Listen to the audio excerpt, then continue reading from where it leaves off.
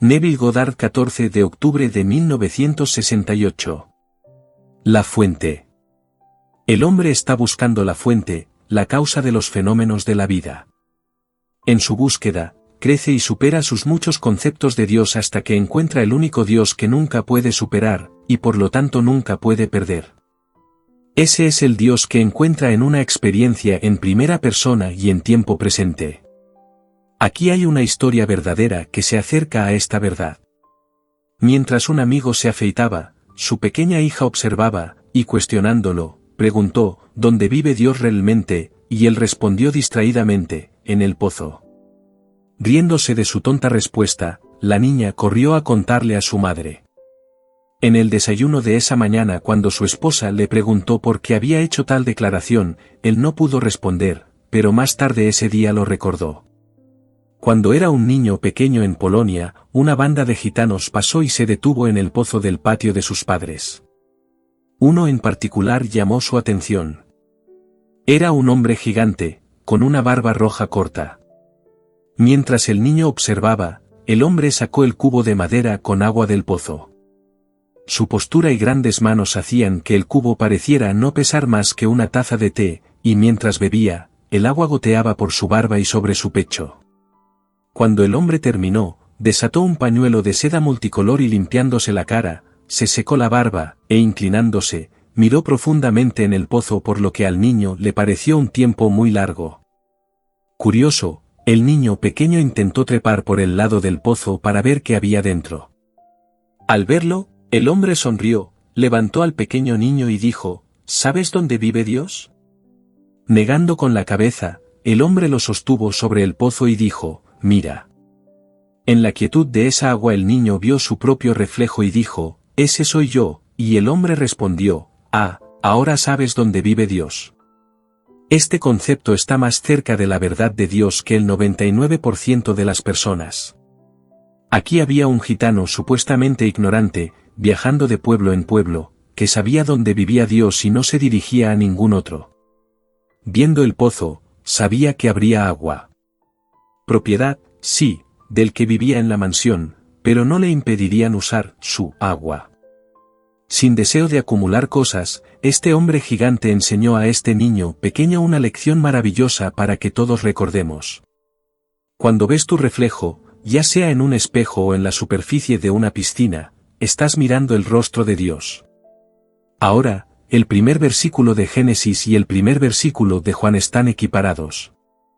Génesis comienza, en el principio Dios creó los cielos y la tierra, y Juan nos dice, en el principio era el Verbo y el Verbo estaba con Dios y el Verbo era Dios. En hebreo y otros idiomas esquemáticos, las palabras para cabeza y principio tienen la misma raíz. Aquila, uno de los grandes eruditos del primer siglo y amigo y compañero cercano de Pablo, tradujo el antiguo manuscrito del hebreo al griego. En su traducción usó la palabra cabeza en lugar de principio. Su manuscrito dice, en la cabeza Dios creó los cielos y la tierra. Esta palabra hebrea, rash, se define en la concordancia de Strong como la cima, la parte más alta, el principio, la cabeza, la piedra angular principal. Así que, es en la cabeza donde Dios creó los cielos y la tierra.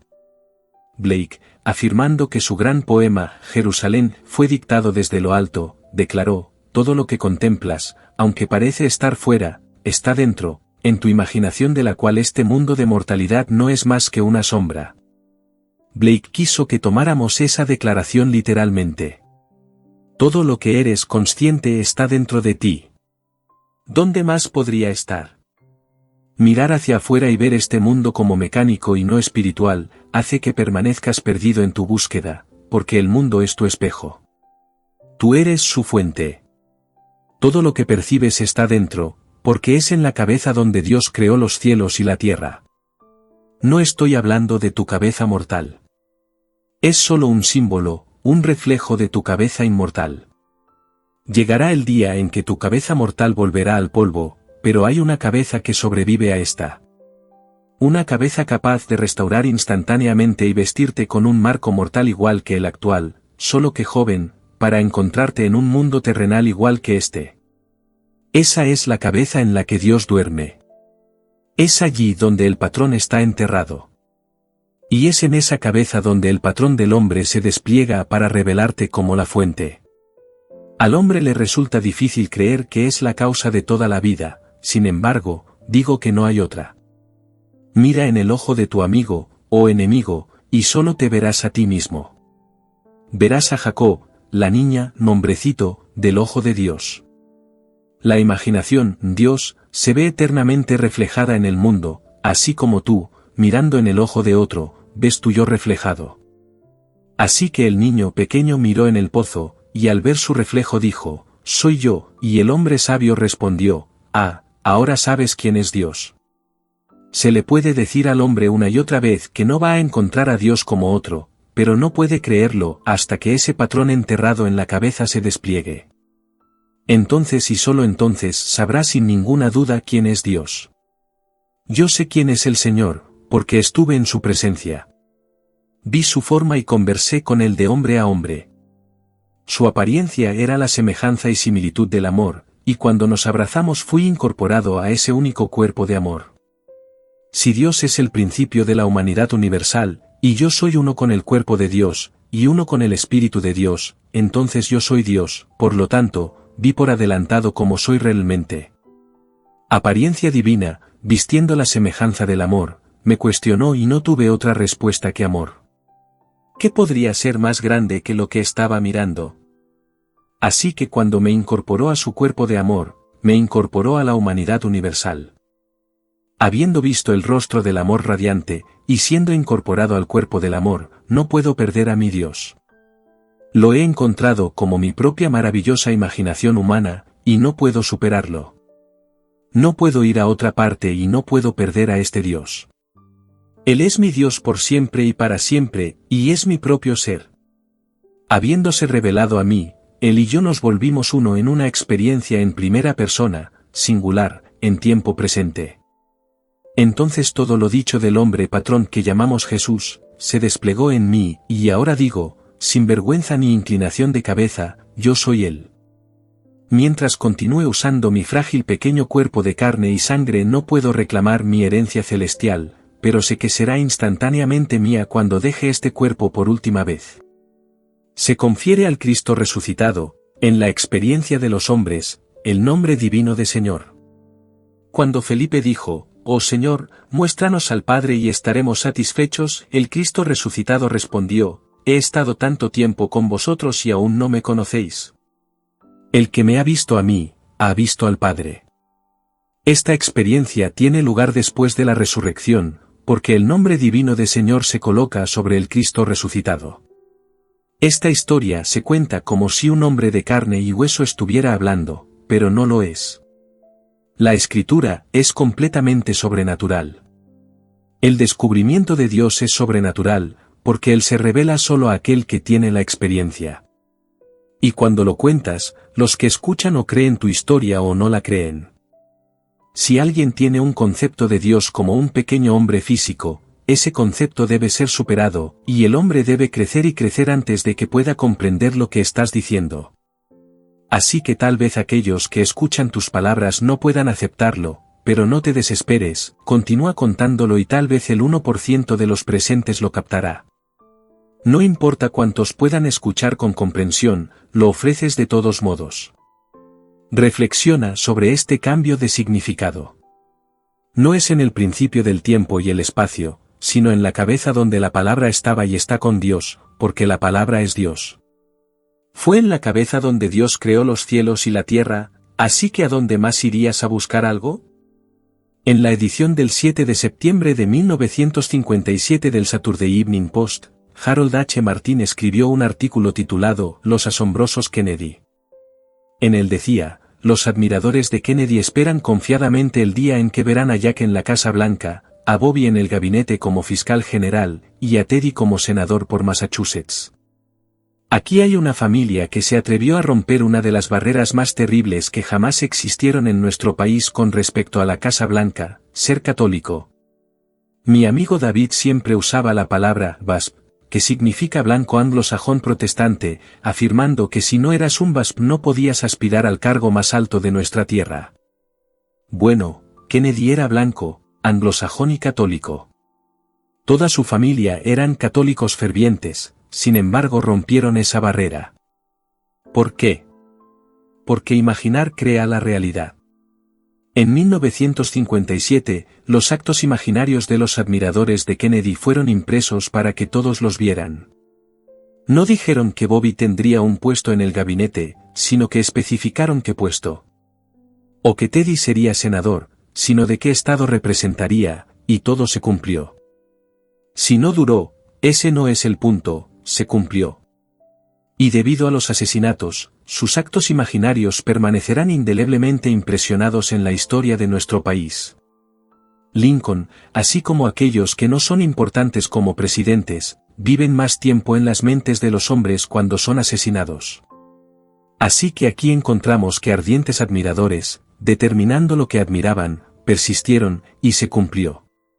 ¿Por qué? Porque todo está dentro. ¿Puedes concebir un deseo y ser ferviente al respecto? ¿Puedes querer la gracia de Dios con la misma intensidad que el salmista que dijo, como el ciervo brama por las corrientes de las aguas, así clama por ti, oh Dios, el alma mía? Aquí hay un pequeño ciervo, porque eso es lo que es el ciervo, sabiendo que las bestias salvajes se alimentan de cada animal que bebe allí, desea el agua con tal intensidad que está dispuesto a desafiar cualquier cosa para llegar a ese pequeño estanque. Si pudieras tener tanta sed de Dios, lo encontrarías en ti mismo, en una experiencia en primera persona y en tiempo presente, porque nunca lo encontrarás de ninguna otra manera. Cuando lo encontré, me emocioné más allá de toda medida. Habiendo sido enseñado que Dios era otro, había formado un concepto mental de él que me consolaba y me permitía orar a alguien que no era yo mismo. Pero cuando lo encontré en mí mismo, como yo mismo. Entonces supe que no podía orar a otro, debo volverme hacia adentro y apropiarme, porque todo está contenido dentro de mi propia maravillosa imaginación humana. La traducción de Aquila fue realmente un regalo fantástico para el hombre.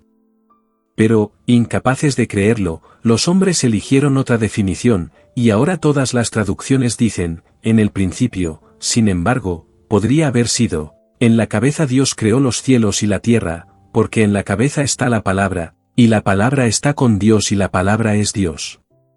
Ahora, si por Dios todas las cosas fueron hechas, y sin él nada de lo que ha sido hecho, fue hecho, y te enfrentas a un problema aterrador, ¿no lo hizo Dios vivo para ti? ¿Y no puede deshacer cualquier cosa que hizo? Así que sí, por tu admiración por una cierta familia, los ves exactamente como quieres verlos, y crees hasta el grado de imprimir tu proyección en una revista internacional, y se cumple en 3 años, ¿no has encontrado la fuente, la causa de la vida? Esto me lleva a un punto. Una señora recientemente preguntó qué estaba mal con ella, porque, sabiendo en lo profundo de su alma que tenía razón, cuando se enfrentaba a otra opinión, permanecía callada, incapaz de expresar su oposición. En el libro de Juan, él cuenta una historia increíble, diciendo, yo soy Dios el Padre. Cuando me veis a mí, veis al Padre. ¿No sabéis que yo estoy en el Padre y el Padre en mí? Haciendo una declaración fantástica tras otra, añade, os lo he dicho antes de que suceda, para que cuando suceda creáis que yo soy. Porque se nos dice, si no creéis que yo soy, moriréis en vuestros pecados. Juan 13:14. Juan enfatiza una y otra vez que debes creer que eres quien te gustaría ser, o nunca lo serás. Más bien, permanecerás como crees que eres ahora mismo. Tu creencia siempre se está exteriorizando en la pantalla del espacio. Tiene que hacerlo, porque está en ti y no fuera. Cuando tu creencia se convierte en un hecho y aparece sólidamente real en el exterior, es porque está respaldada por ti en el interior.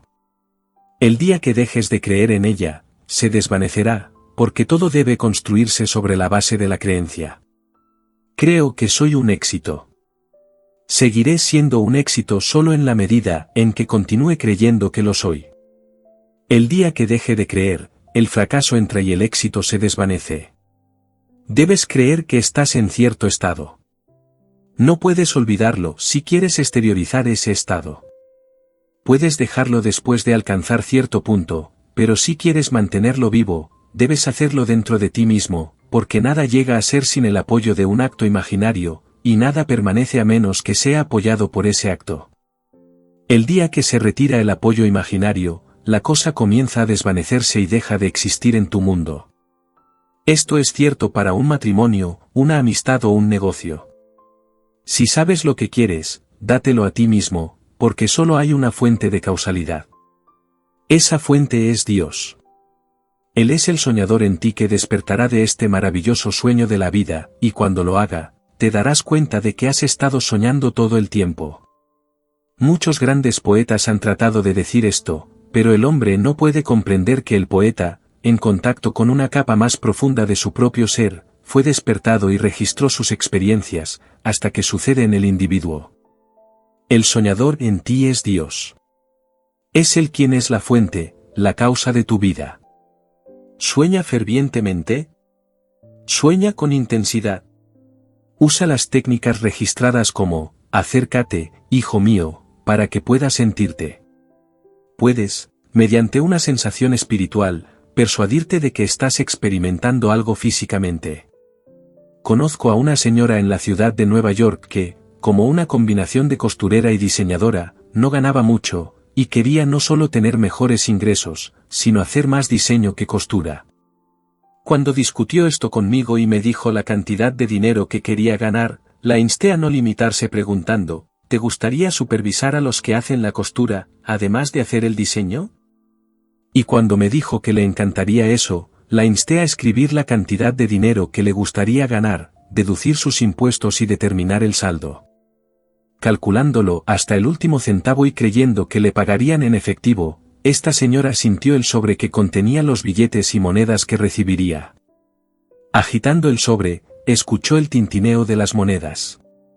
Luego arrancó el extremo del sobre y dejó caer el dinero sobre la mesa, sacó los billetes y los olió. ¿Sabes que puedes oler el dinero? Tiene un olor propio, como ninguna otra cosa. Luego esta señora contó el dinero, hasta el último centavo. Al día siguiente, mientras estaba en su habitación en un hotel de la calle 34, sonó su teléfono y le avisaron que un caballero estaba abajo y quería verla. Ella nunca había conocido a este hombre antes, pero conocía su reputación, y ciertamente nunca soñó que él la llamara. Pero se reunió con él en el vestíbulo, donde discutieron negocios en los términos de que ella sería cada vez más la diseñadora y cada vez menos la costurera. Luego nombró el salario que habíamos discutido, y cuando él estuvo de acuerdo, ella prometió comenzar a trabajar para él el lunes siguiente. Una semana después, cuando abrió su sobre, contó su dinero hasta el último centavo que había imaginado solo una semana antes. Ahora, ¿cómo puedes llamar a eso coincidencia? Ella estaba ansiosa por hacer un cambio, y creyendo, interpretó el papel de Isaac. Isaac estaba ciego. No podía ver, pero podía sentir. Sabiendo que un hijo estaba cubierto de pelo mientras que el otro no tenía ninguno, Isaac deseaba al que podía tocar con sentimiento. Cuando Jacob se acercó, vestido de pelo, Isaac dijo, aunque tu voz suena como Jacob, te sientes como Esaú. Entonces, basando su convicción en el sentimiento más que en el sonido, Isaac le dio a su hijo Jacob el derecho de nacimiento. Y cuando Esaú regresó para descubrir que su hermano había engañado a su padre, Isaac dijo, le he dado tu bendición y no puedo retirarla. Esta señora dio su bendición a un mejor trabajo y más dinero. Vistiéndolo con tonos de realidad, sintió su existencia y le dio el derecho a nacer. Esto lo hizo el viernes, y al día siguiente el nuevo estado llegó a ser. Te insto a no desesperar. Si has intentado imaginar, pero has fallado, no te rindas, trata de ser más intenso. Trata de ser más creyente en cuanto a la realidad de tu acto imaginario.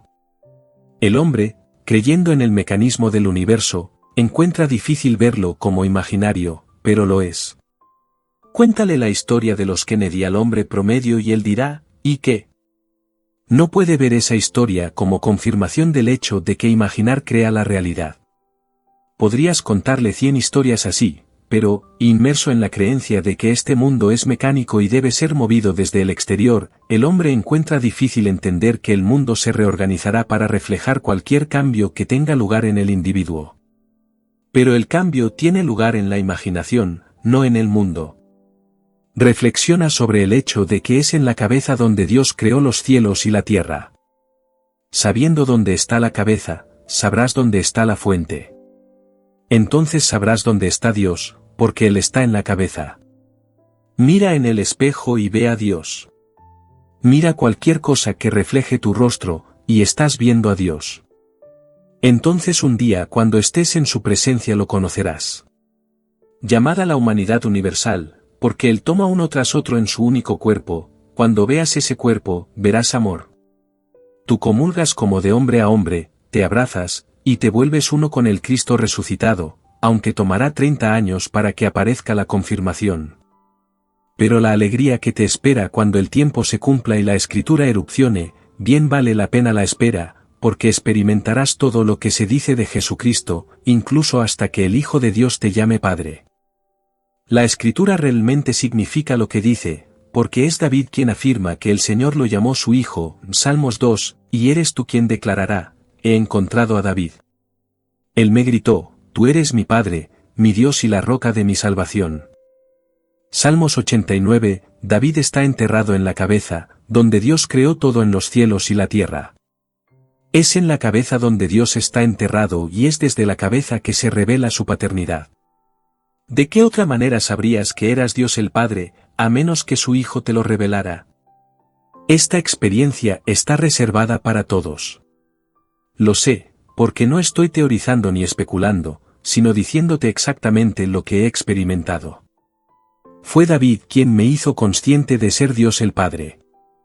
Sé que tú también lo eres, pero solo cuando David se revele a ti, encontrarás al Dios que no puedes perder ni superar. ¿Dónde desperté? ¿No fue en mi cabeza? ¿De qué área de mi cuerpo emergí? ¿No fue de mi cabeza? ¿Y cómo podría Cristo emerger de uno en quien no está presente? Si Él no existiera ahora en mí, no podría emerger de mí. Y si Él ascendió en mí, primero tuvo que haber descendido en mí. Descendió como un rayo y ascendió de la misma manera, porque en el principio Dios se colocó en la cabeza, y es en esa cabeza donde estoy soñando el sueño de la vida. Todo está contenido dentro de la cabeza del hombre. La explosión tuvo lugar y mi Hijo se paró frente a mí en mi cabeza. Fue mi cabeza la que se volvió luminosa cuando los cielos se volvieron transparentes. La paloma descendió sobre mi dedo, pero besó mi cabeza. Aquí estaba el Espíritu Santo abrumando mi cabeza con afecto en confirmación de la obra que Dios había hecho, y de la cual estaba muy complacido. Ahora debo contarlo y seguir contándolo, sabiendo que algunos aceptarán mis palabras mientras que otros no. Pero lo harán un día, cuando hayan superado a los dioses de su propia creación, porque todos crecemos y superamos, crecemos y superamos. Así que cuando leas las Escrituras, ten siempre en cuenta los personajes completamente sobrenaturales registrados allí. Véelo como un drama que tiene lugar, no allá afuera, sino en la profundidad de tu propia alma. Trata de volverte tan ferviente de algo para ti mismo como lo fueron los admiradores de Kennedy para él. Vuélvete tan intenso para ti mismo o un amigo como lo fueron ellos para la familia. Nada era más imposible en nuestra configuración política que ser católico y aún así aspirar a la Casa Blanca, pero lo hicieron y él lo consiguió y tú también puedes. No importa lo que desees, recuerda, nada es imposible. Lo que ahora está probado una vez solo fue imaginado, así que comienza imaginando un estado y persuadiéndote de que estás en él.